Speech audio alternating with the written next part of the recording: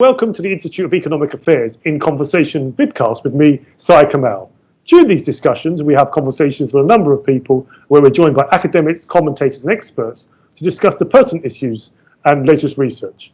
Now, we see that the clash between government and the trade unions over the reopening of schools has reminded many that the Conservative schools revolution remains unfinished. Education, education, education was how Tony Blair set out his priorities for office as Labour campaigned to put classrooms at the top of the political agenda. That was followed by David Cameron in 2010, and he said that education reform was high on the agenda. Michael Gove had ambitious plans to reshape the state education sector, and some of those reforms became quite controversial. What happened after Gove's moved from education? We saw Gavin Williamson hitting the headlines for his mantra, further education, further education, further education, and his plans to ditch the 50% university target. But what does he have planned for schools? And what should we make of the fact that the major academy chains back the government's plans to reopen schools in opposition to the teachers' unions? Well, I'm joined today by Dr. Steve Davies, Head of Education at the Institute of Economic Affairs, and Professor James Tooley, Pro-Vice Chancellor of the University of Buckingham, to discuss the wider subject of education. We see 9 million adults in the UK are functionally illiterate. 1 in 4 British 5-year-olds struggle with a basic vocab. What do you think of attempts by successive governments, albeit with antithetical approaches, to reform the education sector? Why don't we start with you, Steve? What do you make of recent reforms or reforms in the recent years? And why do you think the Conservatives' initial energy on education reform appears to have petered out?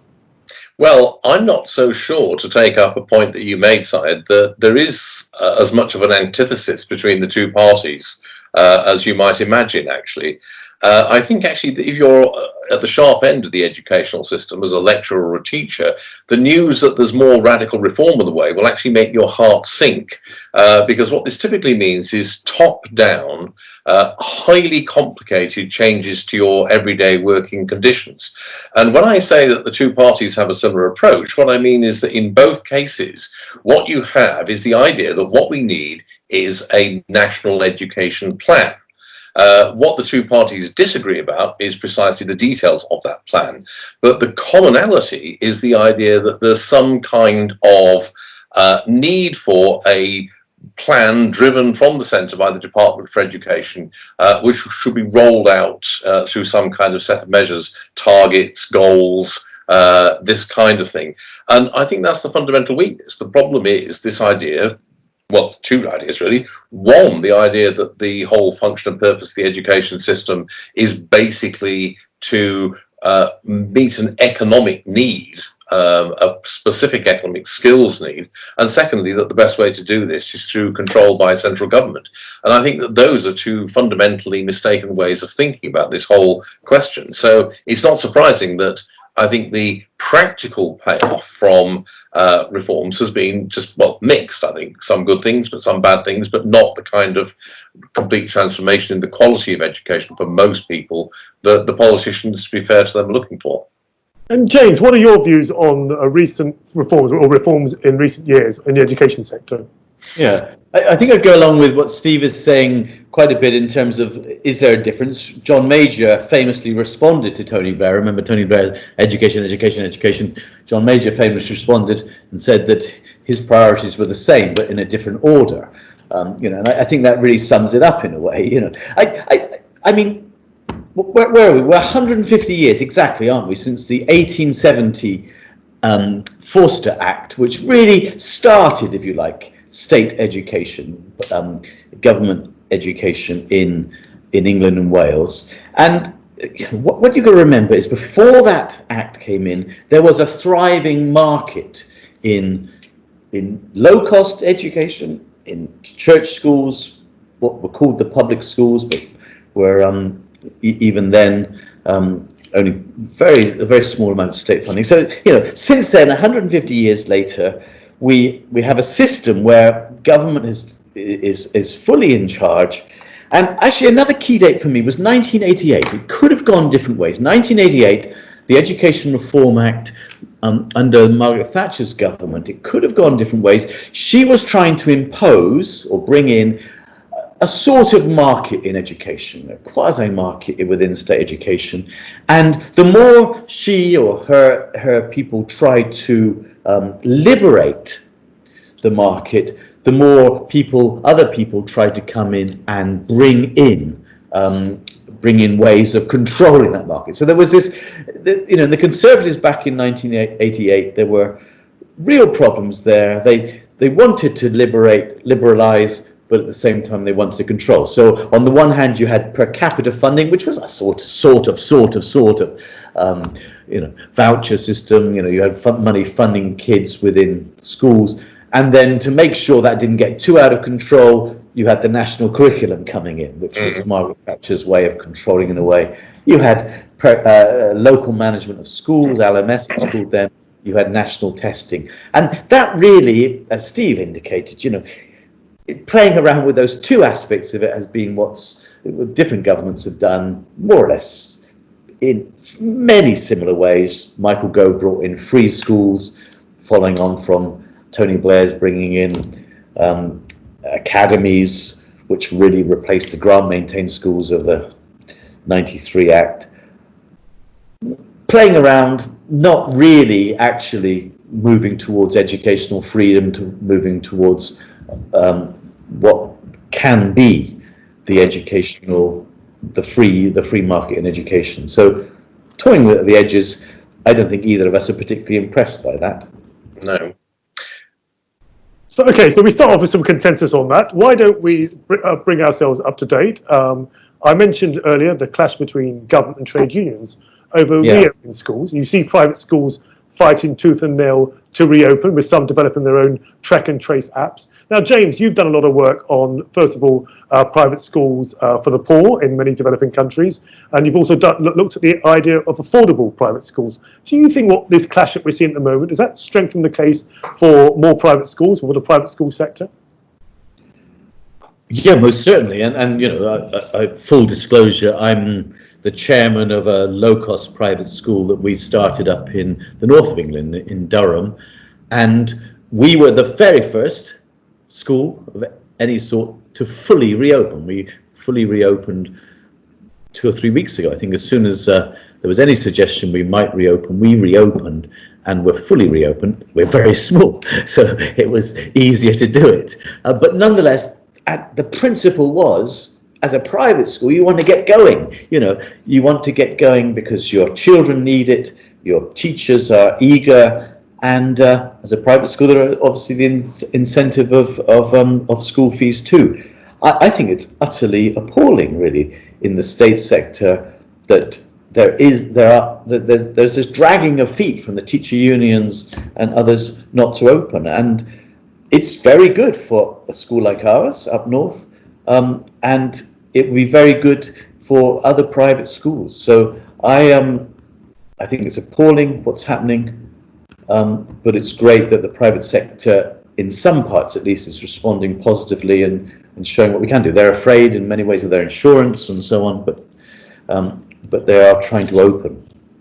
Steve, do you usually this clashes help in the case for the private sector, or make any difference on that debate? Well, yes, I do. In as much as one of the sort of common elements in public policy that James described there earlier on is the idea that the kind of education that should be provided is the one that an elite thinks people ought to get, basically, rather than one that reflects the desires and wishes of parents and, or even to some degree, some of the pupils themselves. And I think you can see this playing out here in the whole question of whether or not to reopen schools after the initial onset of the pandemic, because some parents obviously do not want their children to go back to school. They're very concerned about the health risks, which is fair enough. And I do think that in the current context, you should say that, well, if you do want to keep your child off school, that's up to you. You won't suffer the kind of normal penalty that you would normally do for it. But many other parents do want to have their children back at school for all sorts of reasons, in terms of the child's education, its social development, all that kind of thing. And as James says, both for reasons of incentives, but also in terms of responding to customers, basically, the private sector is more keen to do this. Now, if we had a system that was run on that basis, then some parents would still keep their children off school without a penalty. Other parents who were prepared to, thought the risk was manageable and controllable would send their children back to school. Both people would be happy. As it is at the moment, a significant number of people are not happy. And what I think this shows is that the system we have is one that's prone to what the economists call producer capture, where the institutions are run in the interests of the staff who provide the service, the teachers and the educational bureaucrats, not what you might call the customers, i.e. parents or even in some sense students. Yeah. No, I agree with you there, Steve. But you did ask Syed about my work in overseas, private schools for the poor, and there's an enormous problem because governments have closed all the schools in Nigeria, in Kenya, in India, and all of these low-cost entrepreneurs whose parents typically, as Stephen was indicating, many parents want their children to come back to school. They're not allowed to go back to school, and these schools, as businesses, are closing now, all because the government and the teacher unions and whatever don't want any schools to open.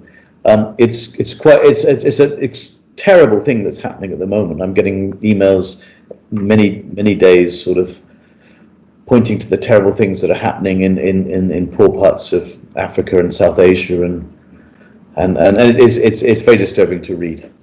And James, sticking with you, when you read some of your works, such as A Beautiful Tree and other publications that you've written about the private sector, and particularly the private sector providing education for the poor or low-cost private schooling, people are quite often asked the question about, well, that's all very well in those countries, but what about over here?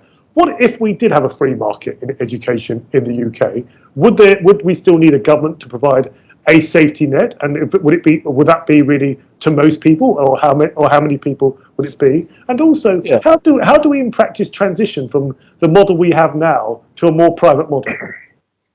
Yeah, I've just finished a book actually on this theme, which is the Independent Institute in America's publishing in November. They've come up with an odd title, Really Good Schools, but nonetheless it's actually on precisely these things. It's taking the work I've done in developing countries and saying, could this be applicable to America and Britain? And I think, just sort of 3 quick points about it. One is, typically people like us say, okay, so let's move towards a market. This was the 1988 idea, as I said, move towards a market. So let's bring in reforms. Let's bring in reforms like educational vouchers, charter schools, free schools, academies, and so on.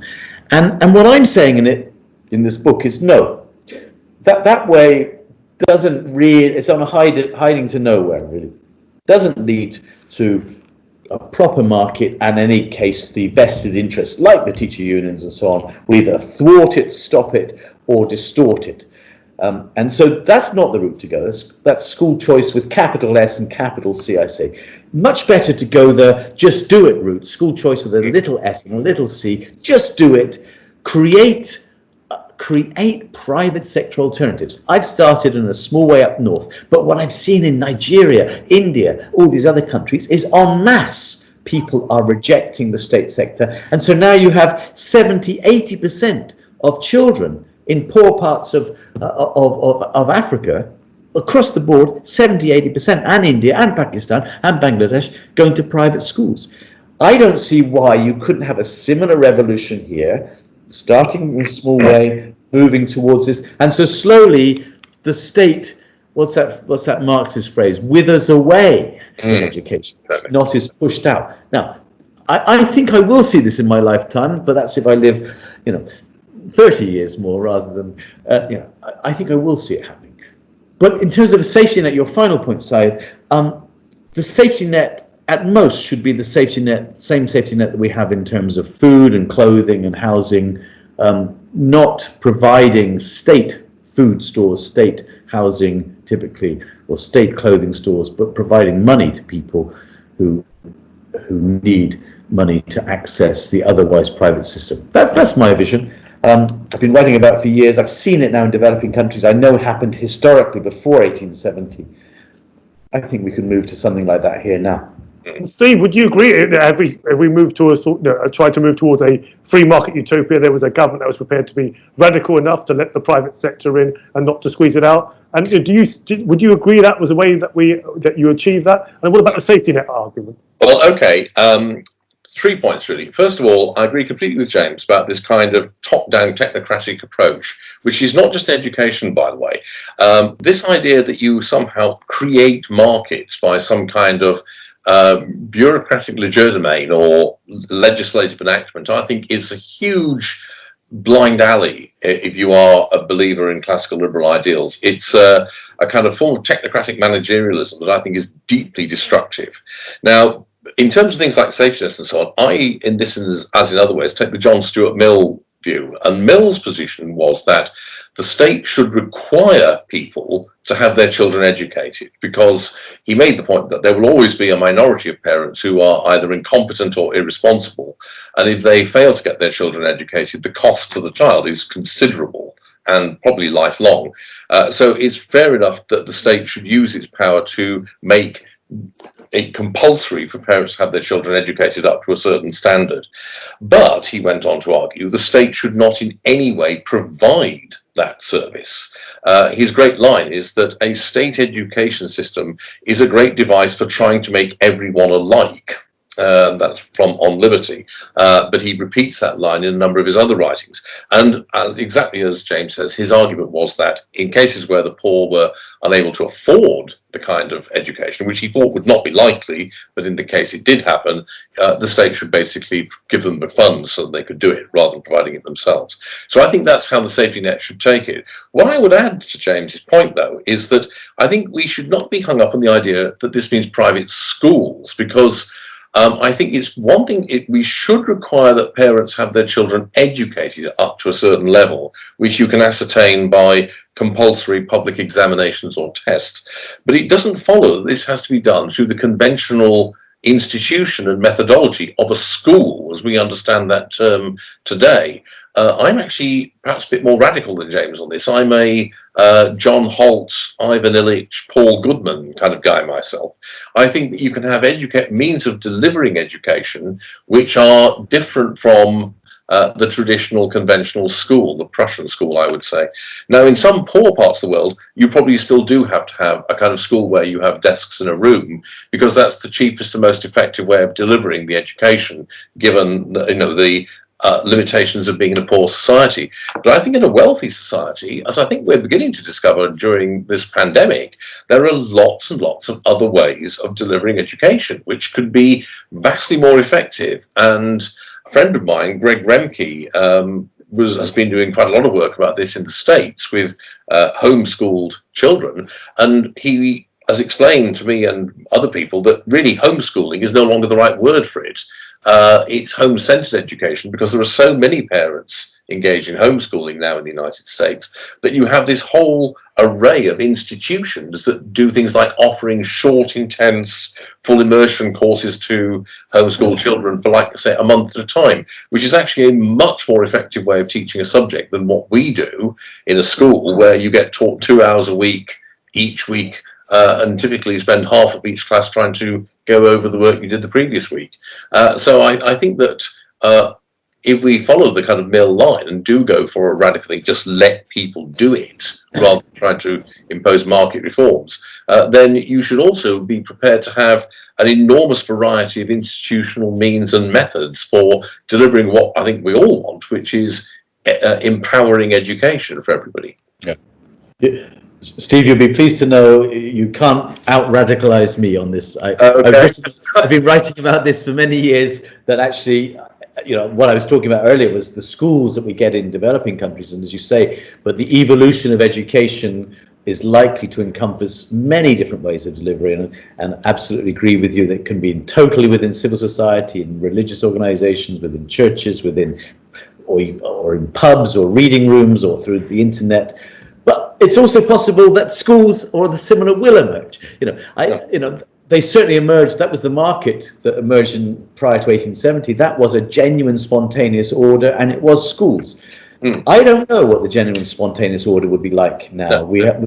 But it could be. There could be some sense, particularly until a certain age. I always think probably age 10 or 11. There's a certain sense in probably having something a bit like schools, but after that, free for all. But we don't know, and that's the beauty of this. We don't know what it's going to be like.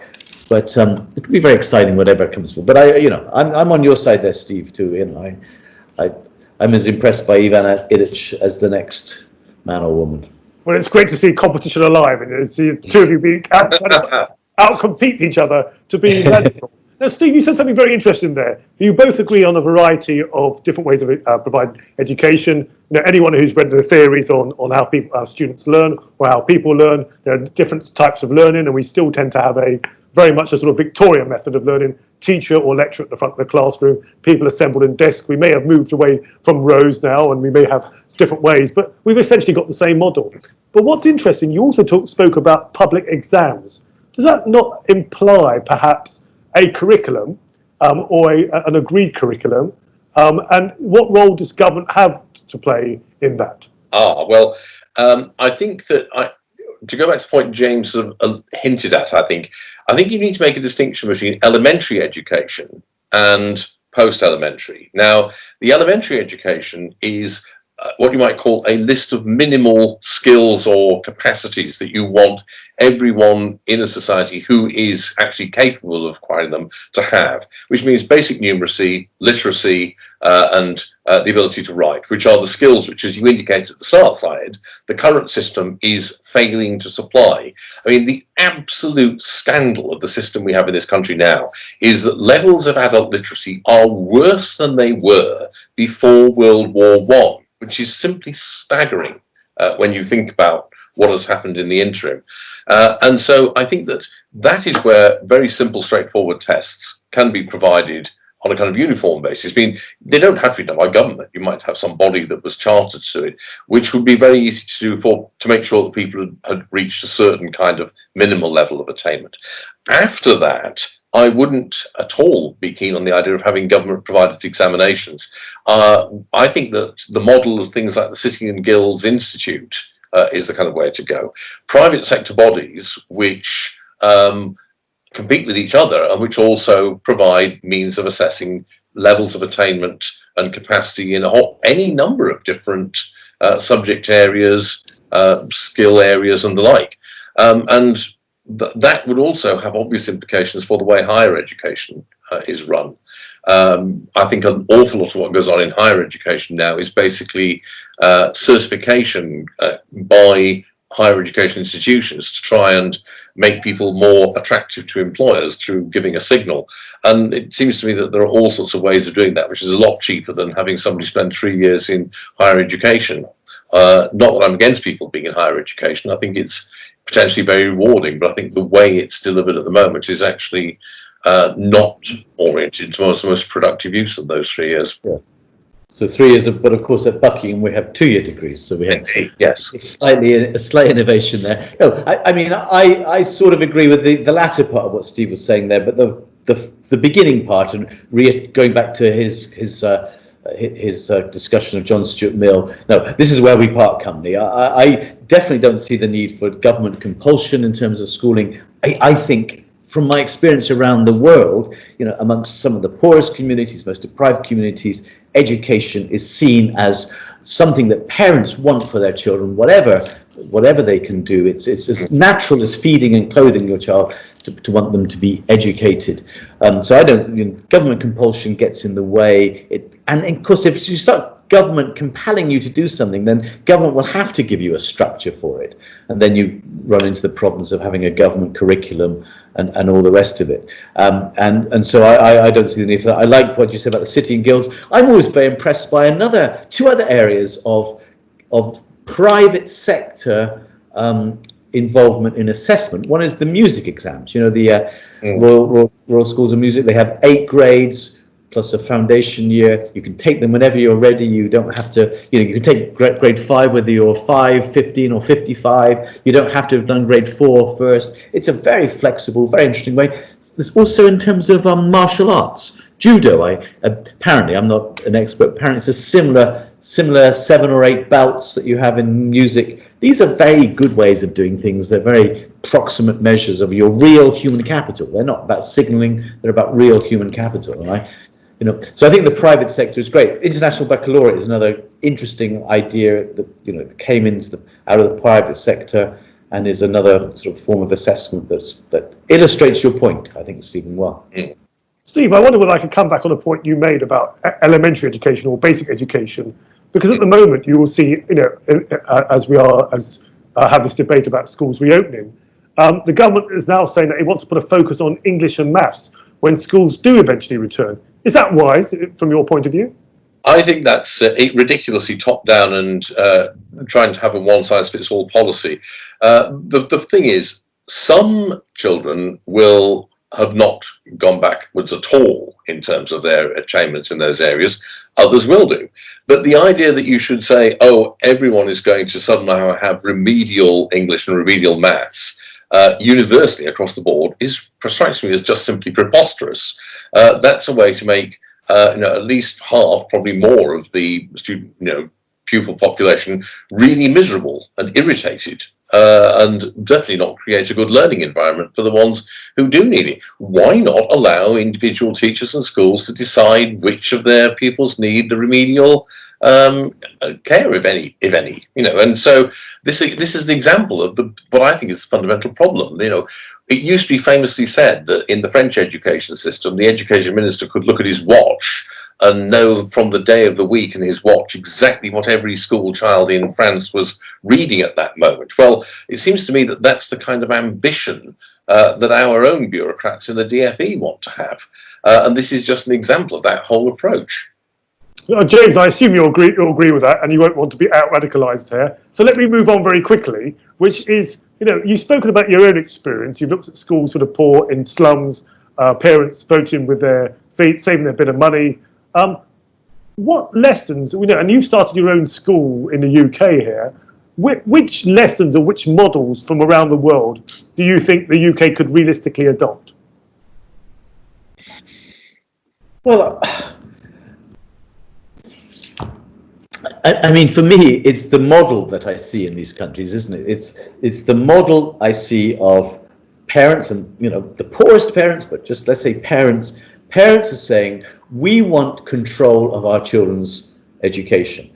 They are saying that government schools are not good enough, but also they're saying we want the schools to be accountable to us. And so we are prepared to spend small amounts of money on school fees, and private entrepreneurs come in and are willing to provide what parents want.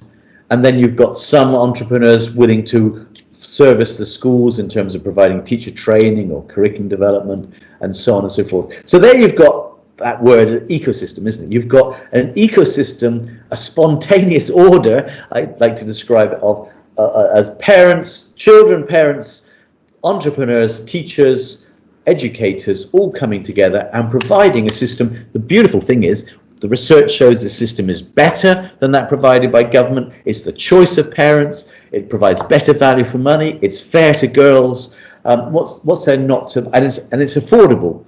It meets the affordability. In the slums, you'll find these schools are affordable by those on poverty lines. So to me, the system, what I found there shows a spontaneous order of education that has emerged, and I believe we can replicate that here. It's going to take time.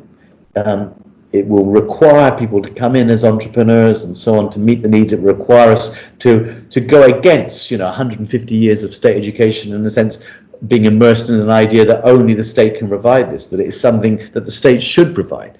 So it's really the principles.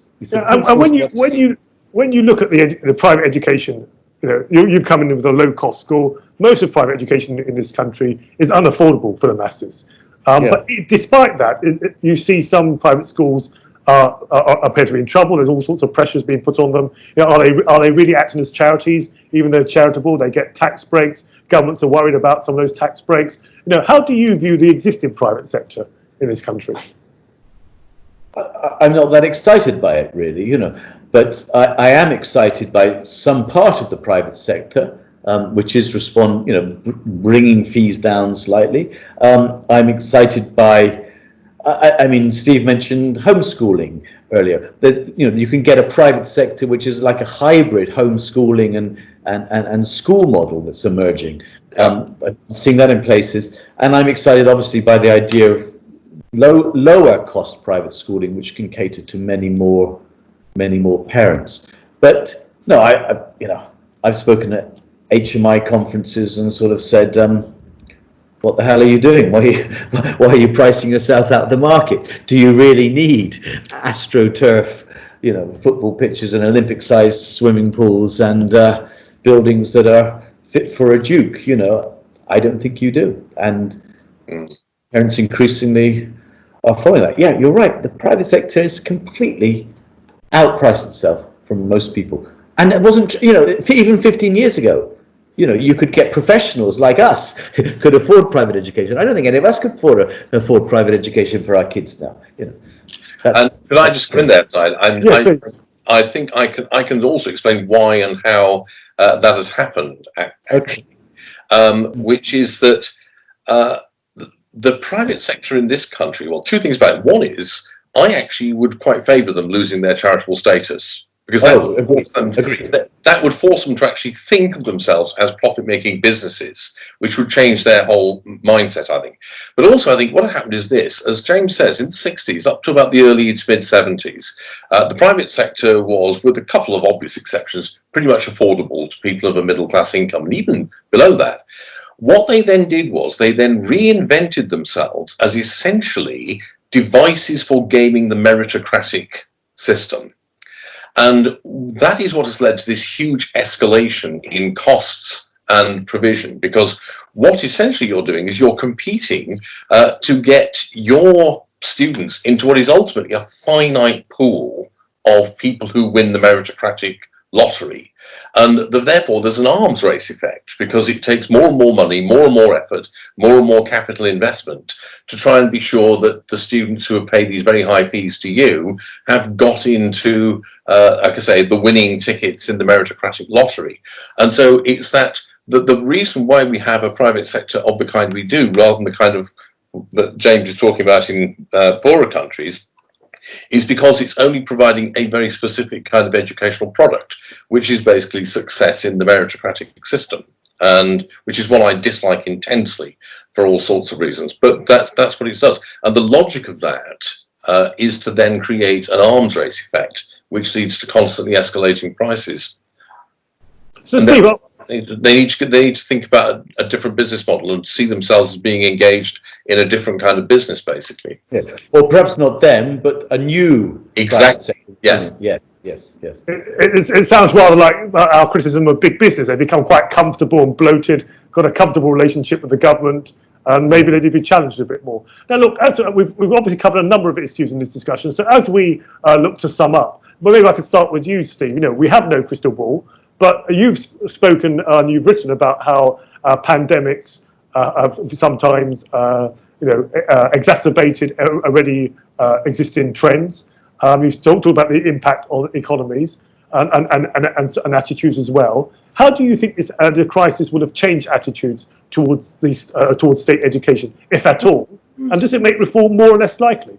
I think, well, what kind of reform? You see, if it makes it more likely that the politicians will think, oh, we need to have another go at reforming things, then my heart will sink, basically, because I don't see that as a way forward. If, on the other hand, it makes people, as parents, think there's something fundamentally wrong with the way my child is being educated and we need to do something about it, that would be a much better thing, in my view. And I'm not sure, I don't know how people will react to this. I do think quite a lot of parents are going to begin to wonder what it is their child has been doing at school a lot of the time, when they realise how much they've been able to do at home by themselves. So it could well lead to quite a bit of discontent going forward with the way that schooling has been working. But I wouldn't be prepared to predict that. I honestly have no idea how people are generally going to respond to the experience they've had over the last few months. James, I wonder if I can ask you the same question, ask you to look into the crystal ball. How do you think the current coronavirus crisis has affected or will affect attitudes towards state education and private education? Yeah, I think I'm with Steve here. It's too early to say, in some ways, but there have been two different sorts of experiences, haven't there? Really. So we've heard about middle class colleagues and so on who can actually be said perhaps having quite a ball, having their children at home, self-educating them, homeschooling them, getting stuff from the school but supplementing it in their own ways. And it has been quite successful. And funnily enough, I told you I've got a book being published in America. My editor has come in with lots of positive comments. Why don't you put this in about COVID-19? How positive it's all been for your argument, because everyone's seeing how wonderful education at home outside of state schools is.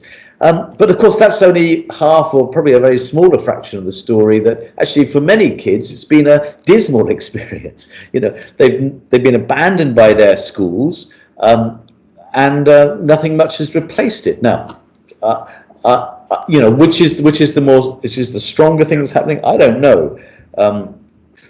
Will it have an impact on how parents are seeing schooling? It probably will. I mean, we've had a lot of parents talking about that's the specifics of the curriculum, aren't they? I didn't realize my kids were being taught this in geography or history or whatever, very specific things that are disturbing them.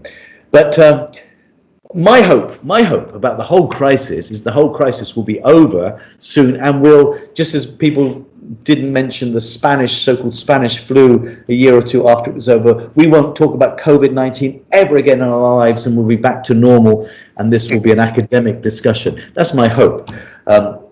Let's see what happens. I don't know. But whatever will happen, I believe the spontaneous order in education, which I'm seeing around the world welling up, it can emerge here, and maybe this will help, maybe it won't, but it will emerge in due course.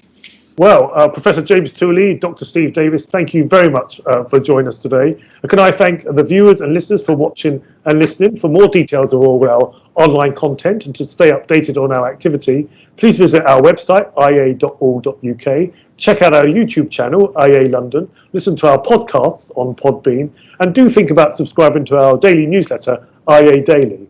And to help us keep providing free content during these tough times, please do consider making a contribution, no matter how modest, by donating online at ia.org.uk. Once again, thank you very much for watching or listening today, and we hope that you'll be able to join us again soon. Thank you.